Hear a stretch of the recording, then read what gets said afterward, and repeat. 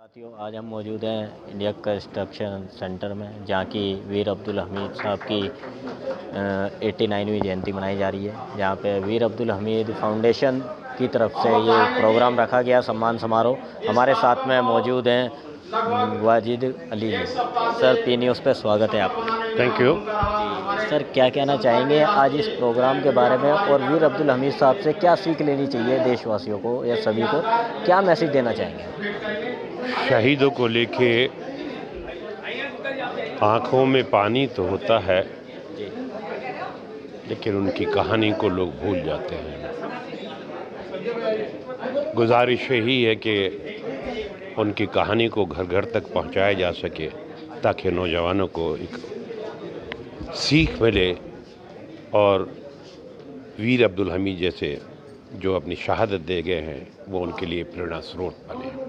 जी। अच्छा सर, जैसे कि आज 89वीं जयंती मनाई जा रही है और आप भी सिविल से ताल्लुक़ रखते हैं, तो उनके जीवन के बारे में थोड़ा दर्शकों को बताइए। उनके जीवन के बारे में थोड़ा दर्शकों को बताइए। ये है कि देश की और देश सेवा की भावना उनमें कूट कूट कर भरी थी, और इसी विचार से उन्होंने फौज ज्वाइन की थी और 4 ग्रेनेड्स में गए और खेमकरण में पोस्टेड थे।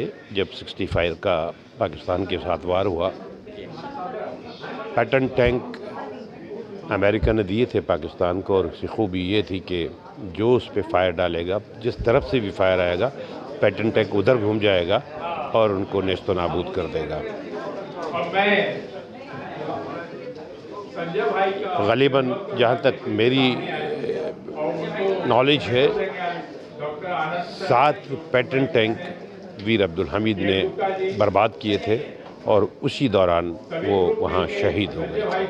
जी, तो इनको खिराज़ अक़ीदत हमारी तरफ से भी, और अल्लाह इन्हें जन्नत नसीब करे। और सभी देशवासियों से यही अपील करेंगे हम, इस तरह की जयंती, इस तरह का आयोजन, सम्मान समारोह इन शहीदों के नाम का होना ज़रूरी है और होता रहना चाहिए।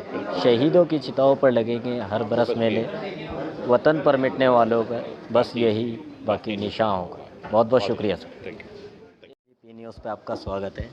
बहुत बहुत शुक्रिया। सभी दर्शकों को मेरा प्यार भरा नमस्कार। जी, जैसे कि आज वीर अब्दुल हमीद फाउंडेशन की तरफ से ये 89वीं जयंती मनाई जा रही है, सम्मान समारोह हुआ है, सम्मान आपको भी मिला है माशाल्लाह। क्या कहना चाहेंगे इस प्रोग्राम के बारे में, और वीर अब्दुल हमीद जी से क्या सीख मिलती है, क्या दर्शकों को बताना चाहेंगे?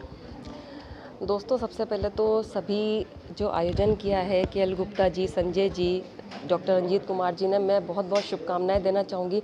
आप सभी हमारे मीडिया प्रभारी, मैं दिल से शुक्रगुजार हूँ आप सभी की। मुझे सच में जब हम लोग वीर अब्दुल हमीद जी के बारे में, उनकी जब हम लोग जीवनी पढ़ते हैं, मैं हैरान हो जाती हूँ कि इतनी कम उम्र में देश के लिए इतना जज्बा। कई बार हम लोग सोचते हैं कि अगर हम लंबी ज़िंदगी जिएंगे तो देश के लिए कुछ कर पाएंगे। वीर अब्दुल हमीद जी अपने आप में एक बहुत बड़ी मिसाल है कि चाहे उनका जीवन छोटा था, लेकिन जो मिसाल वो कायम कर गए वो बहुत कम लोगों के हिस्से में आती है। और देश के लिए जान देना, मैं मानती हूँ कि इससे बड़ा गौरव तो कोई हो ही नहीं सकता।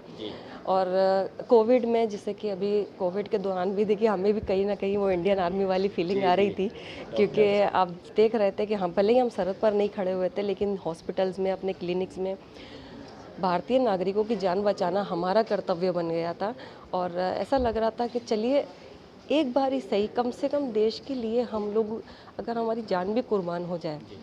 आप जानते हैं बहुत सारे डॉक्टर्स ने अपनी जानें गंवाई हैं इस पेंडेमिक के दौरान, तो अगर वो जान भी कुर्बान हो जाए, कोई गम नहीं है, क्योंकि कम से कम कोई याद तो करेगा कि देश के लिए मर मिटने वालों की कमी नहीं है आज भी। जी, ये तो जज्बा शुरू से ही रहा है, और वीर अब्दुल हमीद जैसे हमारे पूर्वज रहे हैं माशाल्लाह, तो इनसे तो सीख लेने की ज़रूरत है। जी, और वीर अब्दुल हमीद फाउंडेशन के जो फाउंडर हैं, मीडिया इंचार्ज हैं, इन लोगों के बारे में क्या रहे हैं आप?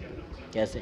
मुझे सच में हैरत थी जब मुझे इस प्रोग्राम के बारे में पता चला। मैंने सोचा कि ओके, ऐसा भी कोई प्रोग्राम कर रहा है कोई आज की डेट में, क्योंकि बहुत बड़े बड़े प्रोग्राम्स होते हैं लेकिन शहीदों को श्रद्धांजलि देने के लिए उनकी जयंती याद रखना बहुत बड़ी बात है आज की डेट में। तो भाई मैं तो बहुत बहुत ज़्यादा शुक्रिया अदा करना चाहूँगी सभी हमारे मीडिया प्रभारी, हमारे जो हमारे राष्ट्रीय अध्यक्ष हैं वीर अब्दुल हमीद सेवा फाउंडेशन के, बहुत बहुत शुक्रिया आप सभी का। आप ऐसे ही वीरों के लिए तो देखिए प्रोग्राम होने ही चाहिए, बहुत ज़रूरी है। जी बहुत बहुत शुक्रिया। शुक्रिया।